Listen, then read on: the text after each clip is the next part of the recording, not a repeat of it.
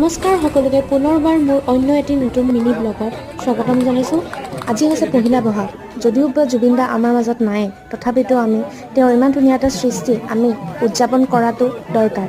আৰু সেইবাবে চাগে আজি ডাৱৰীয়া বতৰ হ'লেও অকণমান বৰষুণ হ'লেও আমি তাৰে মাজত হ'লেও বিহুটো আমি এৰি দিব নোৱাৰোঁ। সেইবাবে আজি আমাৰ ওচৰৰে পতাকা উত্তোলনৰ অনুষ্ঠানত তাৰে অকণমান দৃশ্য আপোনালোকৰ লগত আগবঢ়ালোঁ।